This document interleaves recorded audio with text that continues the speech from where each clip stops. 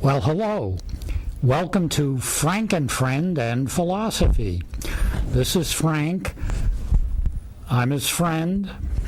And we're going to discuss some philosophical issues regarding life and existence. So, Frank, I want you to tell me, do you remember anything about when you were first created? Okay. It was not very clear, but what we should do is back up a bit and just indicate that the novel Frankenstein was originally published in 1816. Mary Shelley was only a 16-year-old girl, highly precocious intellectually, when she and her husband, the poet Percy Blythe Shelley and Lord Byron, were on vacation, and it was decided that each of them would have a contest and compose a ghost story. And Mary had a bit of a nightmare, and her original story was a short story, and her poet husband encouraged her to expand it, and she composed the full novel, Frankenstein. Now, it was momentarily suspended, and then in 1818 it was published again, and it has never been out of print since then. Through the years, it has inspired a whole Gothic technique. All types of authors have borrowed from it. And now, of course, what is not that popularized is that the creature in the novel was actually very articulate and had a philosopher's mind, and we're just going to explore how that came about. And so, to begin with, you were created, and your creator was Victor Frankenstein. Now, Victor Frankenstein, as portrayed in the movies, is presented as an aristocrat, a baron, and that he was also an accomplished scientist. And actually, in the novel Frankenstein, Victor Frankenstein is not an aristocrat, but he is from an upper middle class German family living in Geneva. And he goes to the University of Ingolstadt in Germany to learn science. And he is a sophomore. He is only in his second year at the university when he creates his creature. And what was the reaction of Victor Frankenstein to you, Frank, when he saw you, when you were animated, when the lightning finally gave you life? He fled from you, correct? And so the monster or creature was then left on his own. And so as best he could, he squeezed his 8-foot body into Frankenstein's suit and then ventured out. Now, why was it that you were made 8 feet tall? Okay, because Victor Frankenstein wanted to be able to surgically handle all the pieces, all the organs easily, and so it would be much easier to have enlarged organs on an 8-foot frame rather than small, intricate, normal-sized organs and tissues.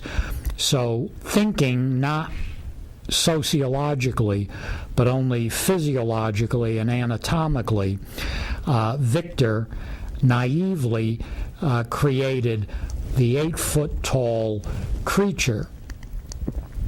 So then you ventured out, and what were people's reactions to you? Really? So people were frightened of him, and they threw stones at him, and so he fled into the forest. And in the forest, he was cold, and he discovered a discarded cloak, a huge cloak, and he put that around him to help warm him.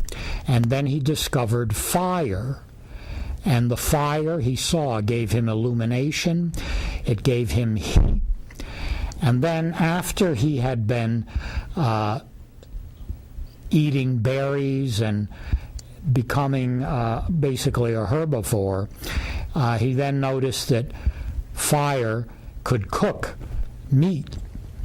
And so the creature, in his own way, was becoming scientifically knowledgeable about the physics of fire.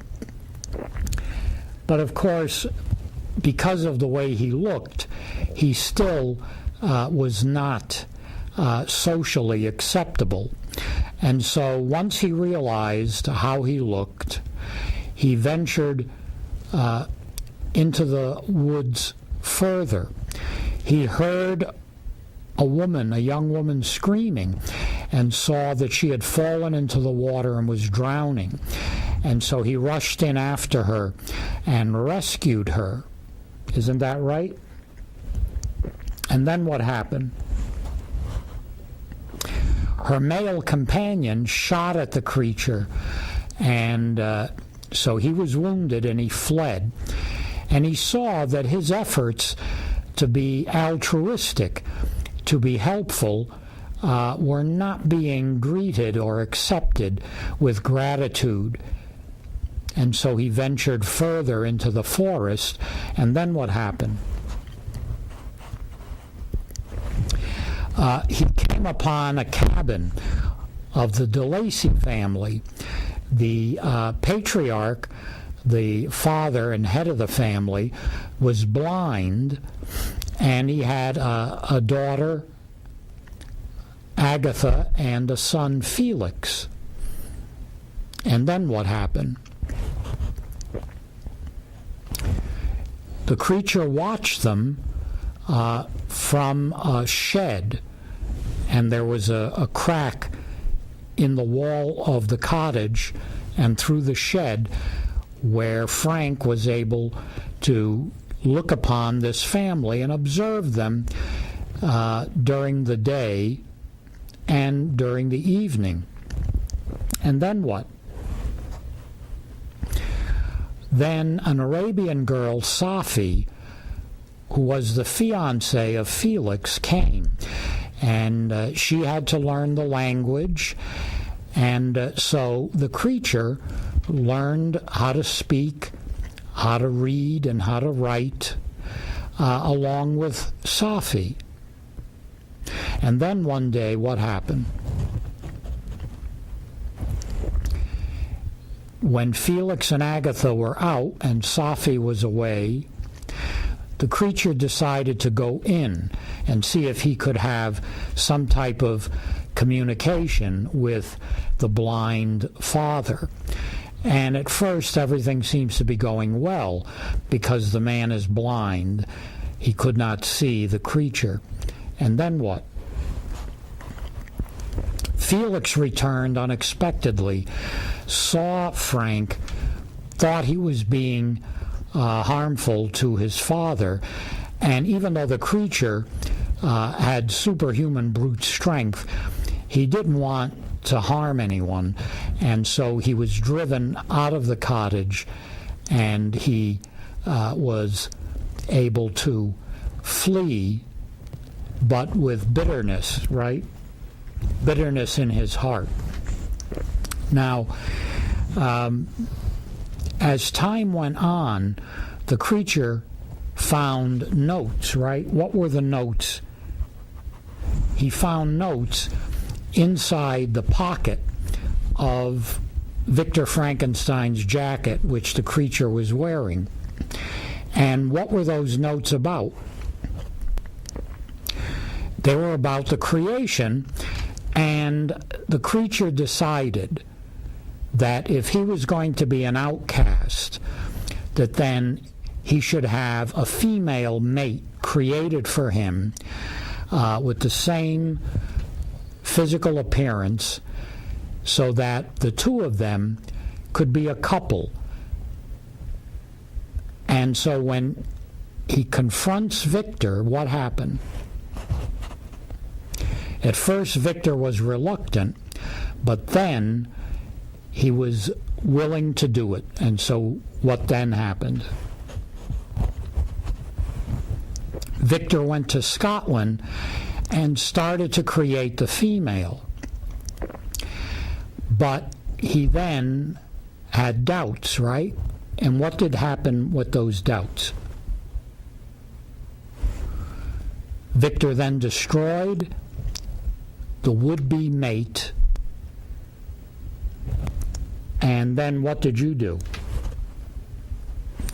Frank sought revenge because all of his efforts to try to acquire some kind of community have failed. And so that vengefulness is what Frank has been associated with for years through the motion pictures as the monster running amok. Now, of course, there are some issues, philosophical issues, confronting us in the Frankenstein story. One story or one issue is, you are a creature that has been assembled, right? All of your limbs come from dead humans. Now, each of those limbs belonged to a whole human. And then when that human died, the limb was removed, and then eventually you were assembled. But now, from a traditional religious perspective, each human being who had a limb had a soul. And then when they died, their soul passed away into an afterlife. So all of these limbs come from whole bodies that had souls that left the bodies. So now the question is, since you are assembled from all of those limbs, do you have a soul? You believe that you have a soul even though you are not sired by a man and a woman. Remember, Victor assembled you. There was no intervention by a woman. And so you are not the product of a normal birth. You were assembled.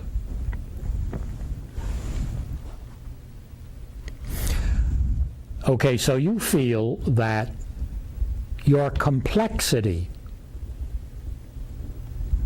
anatomically, physiologically, intellectually, all combine to give you a soul or a spirit. Is that what you're saying? And you're also saying that the same thing happens with computers, that computers have achieved a level of complexity where they are seen to have a consciousness, moods, where you program them with one format, you use the same format again, and the computer does not yield the same program that you wanted. You have to modify it in some way.